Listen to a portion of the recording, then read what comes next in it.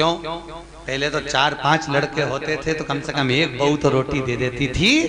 आज के जमाने में तो ले देखे एक, और वो भी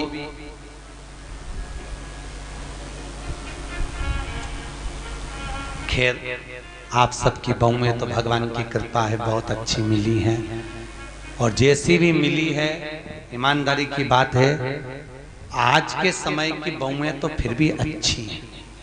दिक्कत तो जो ये नई पीढ़ी आ रही है ना, जो बहुएं के मेरा छोरा उसके चक्कर में घर में झगड़ा करे, पति का प्राण खाए।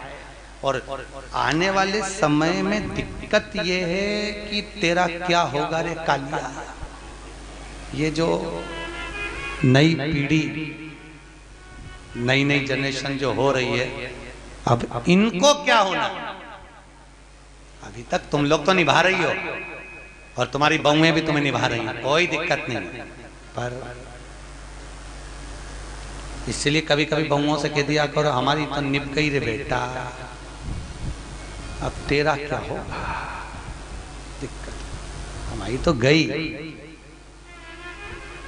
इतने दिन निकल गए, बचे कुछ 7 दिन थे, भागवत में निकल गए। आज कौन सा दिन है?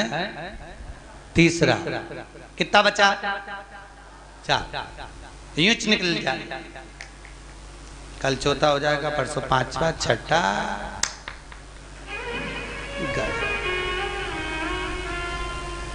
अब कई करे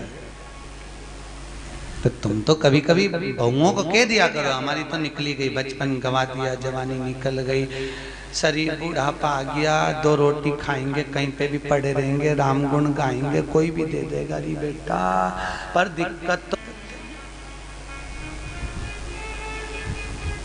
आजकल के बच्चे इतने प्रश्न करते हैं, और प्रश्न माँ से नहीं करते जितने दादी से करते हैं। सबसे ज्यादा प्राण खाए औलाद दादी की। एक बच्चा दादी के पास आके बोला दादी दादी, दादी बोली हाँ। एक बार तू टे बोलना, टे। दादी बोली ये टे क्या होता है रे? नहीं दादी तू बोल मुंह से, टे ऐसा बोल दे बस। दादी बोली नहीं बोलूं, पहले बता क्यों बुलवा रहा है। दादी तू बोल तो सही, टे नहीं बोलूं, पहले बता क्यों बुलवा रहा है। दादी ने 5 रुपए दिए, ले टॉफी खा लेना, अब बता मुझसे टे क्यों बुलवा रहा है। दादी कल मम्मी पापा पलंग पे बैठ के बात कर रहे थे, जब अम्मा टे बोल जाएगी तो सारी जायदाद अपनी हो जाएगी, सारी जायदाद। तो तुम ध्यान रखना रे हो इंदौर वालों, टे मत बोलना भूल से।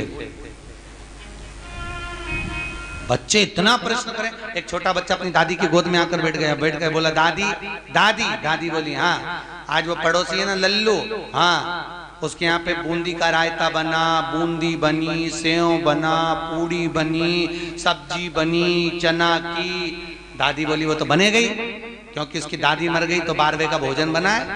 इतने में बच्चा बोला दादी अपने यहाँ कब बनेगा। दादी ने एक धर के दिया। अच्छा बच्चे भी बहुत प्राण खाए तो दादियों के खाए, क्योंकि दादियों को ज्यादा शौक था। बेचारी बहू छोरा छोरी नहीं देवे तो दादी के एक तो कर लो रही, मैं पाल लूंगी, मैं पाल लूंगी, मैं बैठी हूँ, मैं हूं ना संभाल लूंगी, मैं हूं ना संभाल लूंगी, मैं हूं ना संभाल लूंगी। अच्छा इनको ना जाने क्या शौक भगवान। दिन भर अब छोरा बहू का छोरा छोरी हो गया ना, अभी भी आशा लगा के बैठी है बस बहू का छोरा हुआ, मेरे पोते का ब्याह हो जाए, पोता बहू आ जाए, बस मैं सोना की सीढ़ी चढ़ जाऊं। बताओ सुखदेव आश्रम की 4 सीढ़ी चढ़ते नहीं बन रही, सोना की सीढ़ी चढ़ने चली गई। यहाँ पे तो हापड़ी भरा रही हुआ सोना की चढ़। और औलाद भी ऐसी, पर पोता भी हो गया तो सोने की सीढ़ी जब दादियों की चढ़ाए, कई जगह हमको बुलाएं देखने के लिए, गुरुजी आओ हमारी अम्मा सोने की सीढ़ी चढ़ रही, तो इतनी सी सोने की सीढ़ी बनवाए पट्टा, इतनी सी सीढ़ी चढ़ जाए, वो सीढ़ी मुड़ जाए पर अम्मा नहीं चढ़े।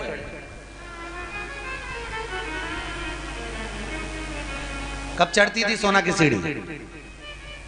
गरुड़ पुराण में लिखा है सोने की सीढ़ी जब पर पोता हो जाता था और डोकरी मरती थी, तब अर्थी पे सोने की सीढ़ी चढ़ती थी। और आजकल कब चढ़ती है? जीते जी तू तो जा, अभी जा। ब्राह्मण कभी नहीं करता, इसलिए आज भी सोने में ब्राह्मण भोज नहीं होता। कभी देखा आप लोगों ने? सोने की सीढ़ी में कभी ब्राह्मण भोज नहीं होगा, क्योंकि सोने की सीढ़ी का भोजन कभी ब्राह्मण नहीं करता। क्योंकि सोने की सीढ़ी जिस दिन मरता है उस कहां प्रणाम करते हैं? मंदिर के पीछे। जितना आगे प्रणाम नहीं करेंगे उससे ज्यादा पीछे करेंगे। कौन से शास्त्र में लिखा है कि मंदिर के पीछे प्रणाम करो? कौन से पुराण में लिखा है कि मंदिर के पीछे प्रणाम करो? कहीं लिखा देखा? अरे बोलो तो सही, किसी शास्त्र में पढ़ा? ईमानदारी से बोलना। भगवान कृष्ण के पीछे दौड़कर चल रहा था कौन? काल्याबन। कथा आएगी आगे।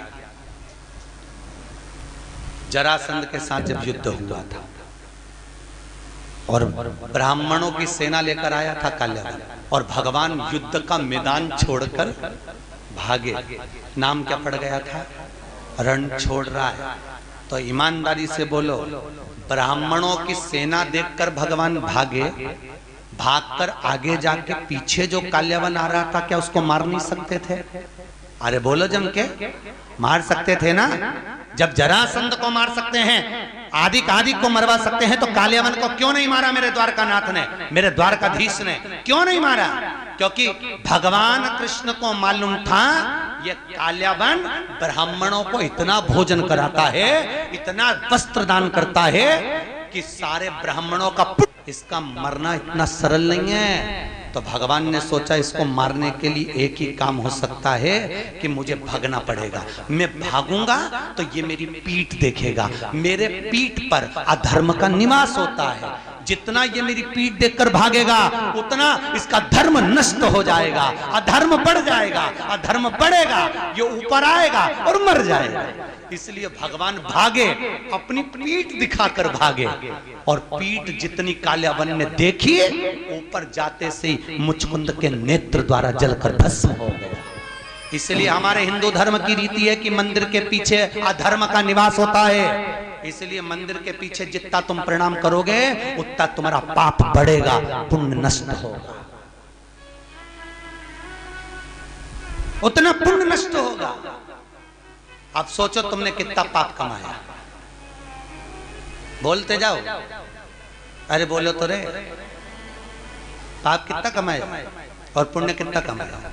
सामने लोग कम प्रणाम करते हैं, बस बेचारी ये परिक्रमा कर रही थी, थक गई, दीवार से टिक के खड़ी हो गई, तो दूसरी ने देखा पीछे प्रणाम करो तो कुछ मिलता होगा, दूसरी ने चालू करी, उसका देखे तीसरी ने चालू करी, तीसरे को देखे चौथी ने चालू करी, पूरा भारत की भूमि सब गंजी हो गई उसी के चक्कर में। सब एक क्रम पाने लगे सब। तो बेचारे वो तो कहीं कहीं के संत विद्वान थे, कहीं कहीं के महात्मा विद्वान थे, तो उन्होंने मंदिर के पीछे फोटो चिपका दिया भगवान का कि कम से कम इन्हें पाप तो नहीं लगेगा। तो फोटो चिपका दिया कि कम से कम आगे भगवान का भी दर्शन हो जाएगा। बेचारे संतों ने कृपा कर दी, पर तुम में अक्ल नहीं आई रे दादा, कहीं करे। और पूरे भारत की भूमि पे तुम कहीं पे भी घूम के देखना, जितने मंदिर मिलेंगे सब में पीछे लोग प्रणाम करते मिलेंगे। उनको समझाओ तो कोई समझे वे? अरे बोलो तो सही, क्या मालूम था कि अधर्म से मालूम पुण्य। ऐसी कई गलतियां हैं जो हम जीवन में करते रह रहे हैं, बहुत गलतियां करते हैं हम, बहुत। दिए के अंदर ही बत्ती रख के जला दें, परिक्रमा कर लें, ऐसी कई गलतियां हम अपने जीवन में कर रहे हैं, और भगवान से आशा रख रहे हैं कि भगवान हमको तार देगा, स्वर्ग भेज देगा। कहीं नहीं जाएगी, यहीं पड़ी रह जाएगी, फालतू की बात। सुधारो।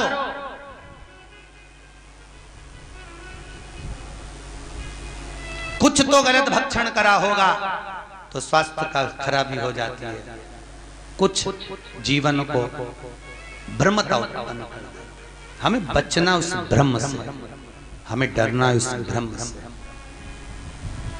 महाराज भरत जी महाराज हिरण की योनि में पड़ गए, हिरण की योनि से निकले, संतों की परिक्रमा कर कर तो वापिस मनुष्य देह मिल गई, नाम भरत पड़ गया। बड़े भाई ने कहा खेत पे से चिड़िया उड़ाना, एक बार की उड़ाई, दूसरे बार न उड़ाई। राम जी को खेत, राम जी की चिड़िया न उड़ाई। राजा जड़ भरत नाम पड़ गया। भरत जी को जड़ भरत, जड़ मतलब पागल, पागल मतलब मूर्ख। पागल प्रमोशन होता है, समझदारी डिमोशन होती है। पागल क्या है? अरे बोलो जम के प्रमोशन। आपको कोई पागल कहे, बड़े प्रसन्न होना, बड़े बड़े। अगर कोई आपको पागल कह रहा है तो उसमें प्रसन्नता होना चाहिए। समझदार नहीं बनना अपना, कभी जिंदगी में मत बनो समझदार। घर में दो तरह की बहू होती है, एक समझदार, एक पागल। जो समझदार होती है वो 24 घंटे काम में लगी रहती है। 24 काहे बजा रहे हो? दो तरह की, एक समझदार है, एक पागल। समझदार लगी हुई है 24 घंटे, पागल है वो सबसे पहले डेंटिंग पेंटिंग करके खा पी के वो जा, उसको कोई सुध नहीं क्या हो रहा है क्या नहीं हो रहा है, उसको कोई मतलब नहीं। आग लगे बस्ती में, अपन रहो मस्ती में। मीरा को, कर्मा को, नामदेव, ध्रुव, प्रहलाद, रामकृष्ण परमहंस, भारत की भूमि के जितने संत हुए, लोगों ने उनको पागल ही तो कहा है, क्योंकि भगवान की भक्ति में जो डूब गया, लोग कहते हैं वो पागल हो गया। महाराज भक्ति में, भरत जी महाराज ने राजा राहुगण को ज्ञान दिया। कपिल मुनि के आश्रम में राजा राहुगण गए हैं, बाबा कपिल ने भी उनको ज्ञान अर्जन कराया। समय आया आगे, हिरण्यकश्यप ऊपर, न अंदर न बाहर, न अस्त्र से न शस्त्र से, न दिन में न रात में, न नर से न पशु, सब रूप में मैं मरूं ना, ये विचार किया। घर आए, पत्नी नहीं थी, इंद्र के यहाँ से नारद जी के यहाँ, नारद जी के यहाँ से पत्नी और पुत्र को लेकर आए। हिरण्यकश्यप के पुत्र का नाम है, जिसने आते ही भगवान के नाम का हिलाद करा, वो प्रहलाद हुआ। प्रहलाद लेकर आए, विद्या अध्ययन करने भेजा। जिसको गर्व का ज्ञान हो उसे बाहर के ज्ञान की जरूरत नहीं पड़ती। गर्भित ज्ञान प्रथम होता है, प्रथम ज्ञान है गर्भ का। इसलिए हमारे यहाँ पर बुजुर्ग माताएं कहती हैं गर्भवती नारी को भजन करना चाहिए, कीर्तन करना चाहिए, कथा सत्संग श्रवण करना चाहिए। पर आज के जमाने में डॉक्टर कह देते बेड रेस्ट, पलंग पे पड़ी रहो, दिन भर टीवी देखती रहो, और दिन भर वह टीवी में ढिसुम ढिसुम, तो वो औलाद भी ऐसी पैदा होती है, दिन भर ये वो तोड़ती फिरती है। मिले रोते ही मिले तो औलाद भी ऐसी पैदा हुई है, 1 मिनट सकनी नहीं बैठे, 1 मिनट। कई बुजुर्ग माताओं को तो बहुत गुस्सा आ जाता और कह देती है बहू हमारी भी 4 औलाद थी, खिला दो पिला दो पटक दो, आराम से खेलती रहे। ऐसी औलाद तूने पैदा करी है, 2 मिनट चैन से नहीं रहते, 2 मिनट। कई माताएं महाराज, हिरण्यकश्यप ने पूछा, जब हिरण्यकश्यप की बहन चली गई, समाप्त, पूछा कहां है तेरा भगवान? सर्वस्व खंबे में है, खंबे में भी है। गदा का प्रहार करा, खंबा टूट के नीचे गिरा, नरसिंह भगवान प्रकट हो गए। बोलो नरसिंह भगवान की, नरसिंह भगवान प्रकट हुए। शाम का समय था, पकड़ा, दहली पर ले गए। न नीचे मरे न ऊपर, जंघा पर मारा, न अंदर न बाहर, दहली पर। न अस्त्र से न शस्त्र से, नख से, न दिन में न रात में, शाम के समय, न नर से न पशु से, नरसिंह बनकर, ना ही 12 महीने में मरे, इसलिए एक अधिक कर, अधिक मास। हाथों को फाड़ा, आते निकाल कर गले में धारण करा, देवताओं ने पुष्पों की वृष्टि करी।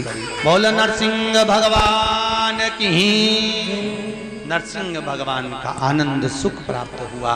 प्रहलाद जी ने स्तुति करी है महाराज, नर हरि नंद लाल भजो नरसिंह गोपाल, नर हरि नंद लाल भजो नरसिंह गोपाल, नर हरि नंद लाल भजो नरसिंह गोपाल, नर हरि नंद लाल भजो नरसिंह गोपाल, भजो नरसिंह गोपाल, भजो नरसिंह गोपाल, भजो नरसिंह गोपाल, भजो नरसिंह गोपाल, नर हरि नंद लाल भजो नरसिंह गोपाल, नर हरि नंद लाल भजो नरसिंह गोपाल, नर हरि नंद लाल भजो नरसिंह गोपाल, नर हरि नंद लाल भजो नरसिंह गोपाल। बोल नरसिंह भगवान की। भगवान नरसिंह आनंद में रहकर प्रहलाद को जिह्वा से चाट कर पशुता दर्शाते हैं। स्तुति कर आनंद सुख प्रहलाद जी महाराज पाते हैं। आगे गजग्रह का वर्णन। एक सुंदर सरोवर में हाथी स्नान करने गया, मगर ने पांव पकड़ा, छूटता नहीं, बहुत प्रयास किया। अंत में पूरा परिवार जब हार गया तब भगवान को बुलाया। भगवान ने आकर सुदर्शन उठाकर उस मगर का शीश काटा है, हाथी का पांव छूटता है। हो नाम का सुर भगवान का स्मरण कर कर जाता है। कोई नहीं आता, कोई। वो कहते हैं ना, जब कोई नहीं आता मेरा शाम आता है।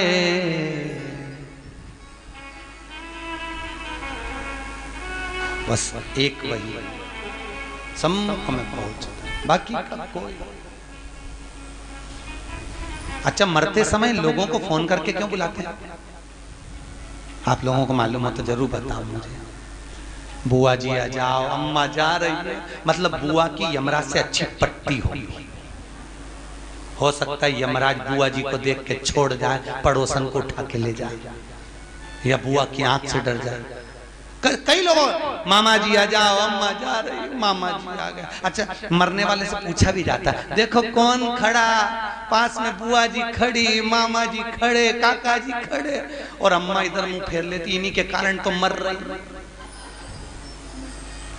आंख में से आंसू झड़ते रहते हैं, मुंह से बोल नहीं पाती। परिवार के लोग कहते तुम्हें पहचान गई इसलिए रो रही है, अम्मा से पूछो इसलिए रो रही, पूरी जिंदगी लगा दी खोल लो तुम में, तुम्हारे कारण मर रही इसलिए रो रही। ऐसे ना कह देना परिवार वालों से, हमारे मरते समय जब प्राण छूटे, डॉक्टर अपना काम करे, पलंग के पास में कोई मत खड़े होना। तुमको देखकर नहीं मरना चाहते, तुम्हें देखकर मरेंगे, वापिस तुम में उलझ जाएंगे, फिर काम करना। डॉक्टर अपना काम करे, मेरे पलंग के पास नीचे बैठकर भगवान का भजन करना। कम से कम बोल नहीं सकती तो सुन भी लूंगी तो तर जाऊंगी, इतने में पार लग जाएगा। भजन चित्त कर, स्मरण करें, भजन करें, बस नाम जप। मुख में हो राम नाम, राम सेवा हाथ में, तू अकेला नाही प्यारे, राम तेरे साथ। अंतिम समय में वो साथ।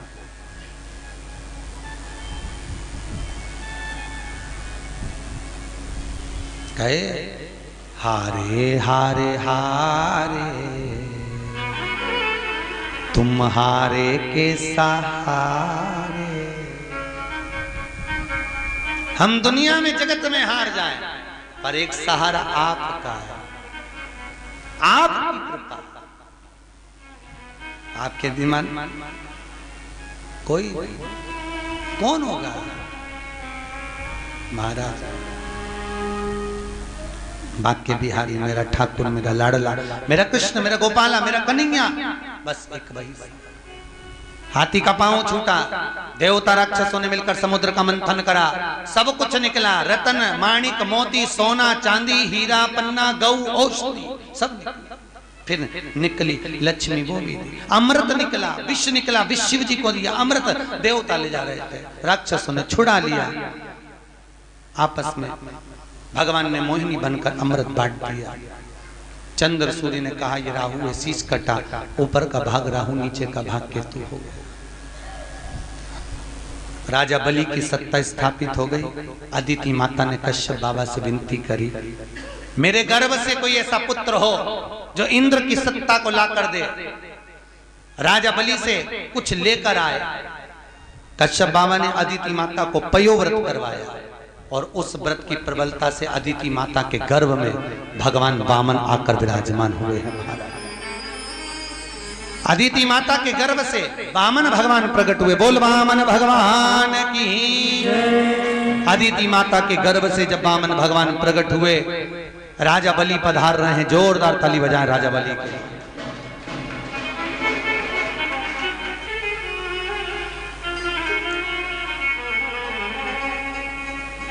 राजा बलि के दरवाजे पर वामन भगवान भिक्षा मांगने के लिए जा रहे हैं। 3 पग भूमि का दान मांगने के लिए जा रहे हैं। 3 जोरदार ताली बजाएं, वामन भगवान पधार रहे हैं। तेरे द्वार खड़ा भगवान, भगत भर दे रे झोली, भगत भर दे रे झोली। तेरे द्वार खड़ा भगवान, भगत भर दे रे झोली, भगत भर दे रे झोली। तेरा होगा बड़ा एहसान के युग युग तेरी रहेगी शान, भगत भर दे रे झोली हो, भगत भर दे रे झोली। तेरे द्वार खड़ा भगवान, भगत भर दे रे झोली। राजा बलि के दरवाजे पर वामन भगवान भिक्षा मांगने के लिए खड़े हुए। महाराज 3 पग भूमि का दान दे दीजिए। आवाज आई, राजा बाहर जाकर भिक्षा के लिए बोलते हैं, ब्राह्मण देवता आपको क्या दूं? 3 पग भूमि का दान चाहिए। महाराज 3 पग भूमि में तुम सही से सो नहीं सकते, बैठ नहीं सकते, करोगे क्या? महाराज आपका काम देने का, मेरा काम लेने का, आप दीजिए। और महाराज 3 पग भूमि के दान को देने के लिए आतुर वामन भगवान संकल्प लिए हैं राजा बलि से कि पृथ्वी नापी एक में, दूजे में आकाश, तीजा डग यहाँ कते लखे, सबई असुर निराश। महाराज तीसरा पांव कहां रखे? वामन भगवान के सम्मुख में राजा बलि ने अपना मस्तक आगे करा। शीश झुकाते ही राजा बलि के मस्तक पर वामन भगवान ने अपना तीसरा चरण रखा। देवता पुष्पों की वृष्टि करे, गंधर्व गान करे, अप्सरा नृत्य करी, चारों तरफ सुख समाहित हुआ। बोल वामन भगवान की जय। हाँ जी, जजमान आए वामन भगवान का पूजन करने के लिए। ध्यान दें, आज कथा का तीसरा दिवस है। वामन चरित्र की ओर अग्रण्य है। कल कथा में राम जन्मोत्सव और कृष्ण जन्मोत्सव की कथा होगी।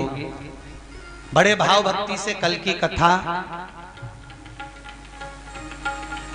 10 बजे से चालू होकर ठीक 12:30 बजे तक रहेगी। कितनी बजे तक? जम के बोले 12:30 बजे।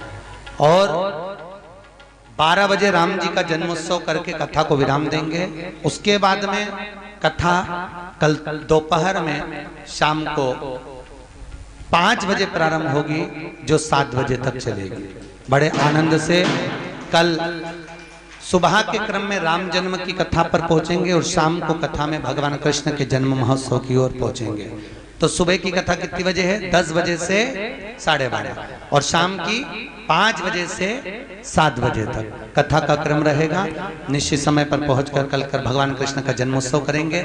आप भी अपने साथ टॉफी मखाने ला सकते हैं। छोटी छोटी मिश्री मत लाना, चीटी वीटी होती है, इसलिए टॉफी मखाने बड़ी बड़े जो सामग्री हो वो लुटा सकते हैं। बड़े आनंद से कल भगवान कृष्ण का जन्मोत्सव शाम की कथा में, सुबह भगवान राम का जन्मोत्सव होगा। वामन भगवान की पूजन हो रही है।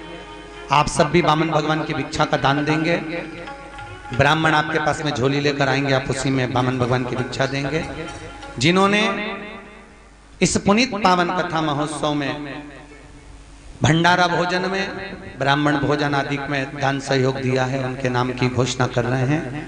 नितेश जी हरडिया इंदौर से 101 रुपए, नैतिक जी हरडिया इंदौर से 101 रुपए, नव्या हरडिया इंदौर से 101 रुपए, इवान हरडिया इंदौर से 101 रुपए दिए हैं। काजी शर्मा जयपुर से आए हैं, जिनकी ओर से 1100 रुपए की सहयोग राशि प्राप्त हुई है, जोरदार ताली बजाएं।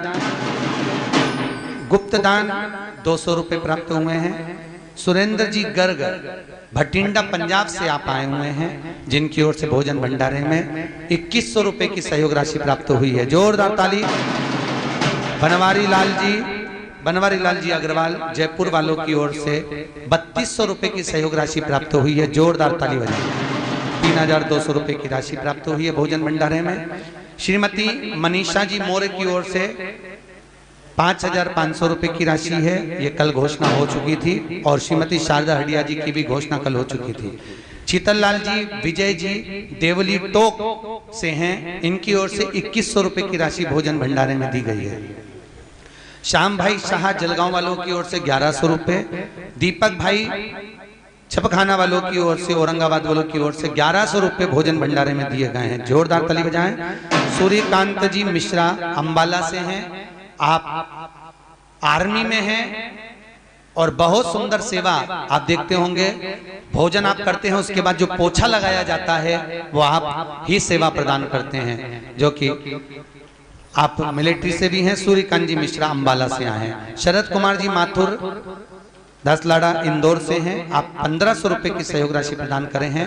रामकिशन जी रेखा कुशवाहा इंदौर से हैं, आप बहुत अच्छे सेवक हैं और सहयोग राशि आपके 1100 रुपए की प्राप्त हुई है। श्रीमती हेमलता जी व्यास इंदौर से हैं, ब्राह्मण भगवती गीताबाई जी हडिया, इन्होंने 2100 रुपए की राशि दी है। रमेश चंद्र जी मौर्य, आपने 500 रुपए की राशि प्रदान करी है, जोरदार। मुरादनगर वालों की ओर से चाय के लिए 551 रुपए की राशि आपने चाय के लिए प्रदान करी है, जोरदार ताली बजाएं। आपका जो सहयोग मिला है समिति को, आपके द्वारा जो भोजन प्रसादी आदि का अधिक में सहयोग मिला, शिखा खरगोन मंडल की ओर से 4500 रुपए की सहयोग राशि, 5100 रुपए। खरगोन से जो महिलाएं आई हैं और पुरुष वर्ग आए हैं, जो भी समिति खरगोन से कथा सुनने के लिए यहाँ ग्रुप आया है, उन सभी की ओर से 5100 रुपए की राशि विटले सेवा समिति को यहाँ भोजन भंडारे में दी गई है। बहुत बहुत धन्यवाद। आप जो आज पूर्णिमा के दिन दान दे रहे हैं भोजन भंडारे में, उसके लिए धन्यवाद।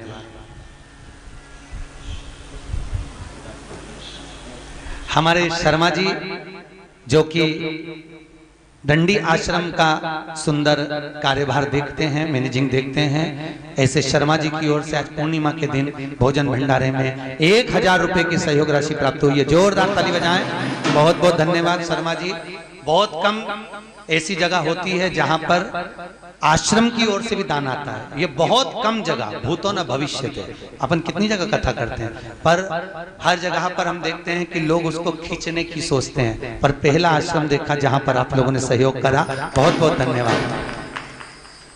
रत्नवीर वर्मा ने अपनी बहन कुमारी राजेश्वरी जी के जन्म दिवस पर 2100 रुपए की सहयोग राशि दी है, जोरदार ताली बजाएं ऐसे भैया के लिए। श्रीमती प्रेमलता जी हडिया जी की ओर से ब्राह्मण भोजन में 1500 रुपए की राशि प्रदान करी है। हमारे गहलोत जी की ओर से, जो कि जोधपुर के निवासी हैं और सत्संग समिति से जुड़े हुए हैं, मिटले सेवा समिति से, 2100 रुपए की सहयोग राशि आपने प्रदान करी है। आज पूर्णिमा के दिन भगवान भंडार भरे, आपके जीवन में सुख का अनुभव कराए। बहुत बहुत धन्यवाद आप सभी जो सहयोग दे रहे हैं। हमारी सुमित्रा बेन सोलंकी की ओर से 1100 रुपए की सहयोग राशि भोजन भंडारे में प्रदान करी है, बहुत बहुत धन्यवाद आपकी। शकुंतला भाटी जी की तरफ से 1100 रुपए की सहयोग राशि जोधपुर वाली बहन जी की ओर से आज पूर्णिमा के दिन प्रदान करी।